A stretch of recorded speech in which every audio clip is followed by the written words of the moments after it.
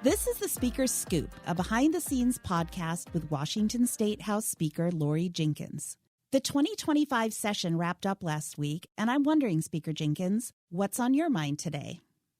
Well, we're done with session. This is the last scoop of session. And so I've been spending a lot of time reflecting on session and on the last parts of it. I think the last Speaker's Scoop, I talked about the strange thing we do with concurrences and when the Senate changes House bills or the House changes Senate bills and how we get to a final resolution on what we send to the governor, because anything we send to the governor, of course, has to be something that's 100% agreed upon in the House and the Senate. But really, in the last bit of session, and all session long, really, we were very focused on the state budget and how out of balance it was, the challenges that brought us in terms of how we provide services to people in the state of Washington and continue to grow.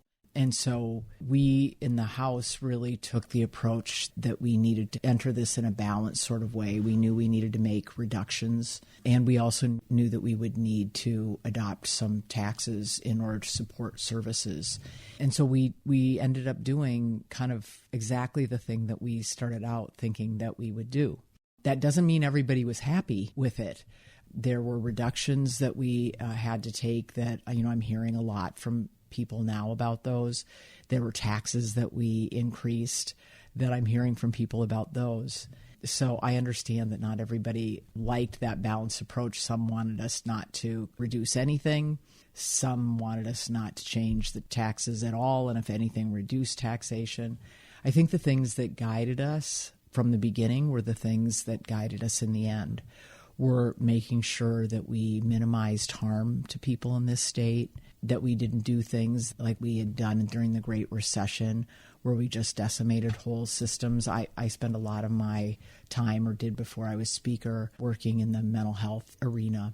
And the cuts that we made to mental health treatment during the Great Recession were damaging from the first day we did it, and we're still trying to rebuild a mental health system that will work for the people of this state and that the people of this state are entitled to. So that was something that we were really committed to not doing, but we wanted to also make sure that people had access to fundamentals, food, housing, health care, all of those things, and I think that we were able to do that in this budget.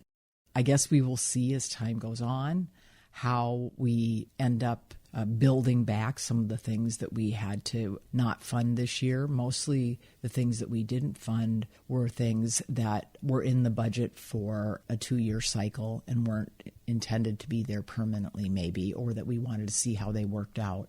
So some of them will come back and there will be funding asks in the future. Likewise, the tax proposals that we adopted will certainly have an effect on people, but many of them sunset because we know that our business community is our biggest place of job creation.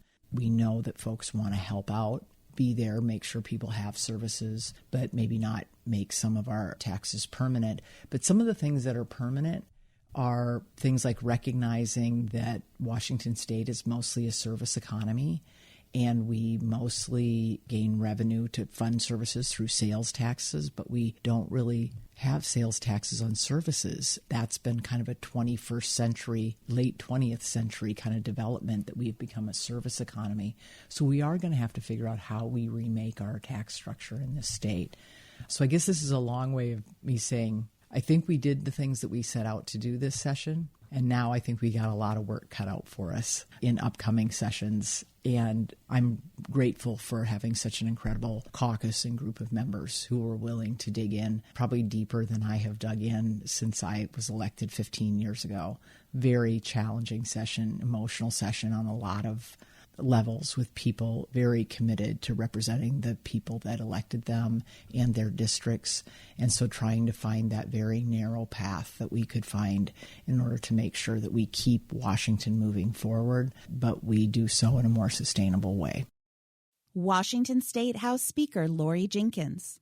The Speaker's Scoop is going to take a well-earned break, but we'll catch up with you in January of 2026. In the meantime, you can hear a full-length interview with Speaker Jinkins on the latest episode of Capital Ideas, the long-running podcast from the Washington State House Democratic Caucus. Thanks for listening.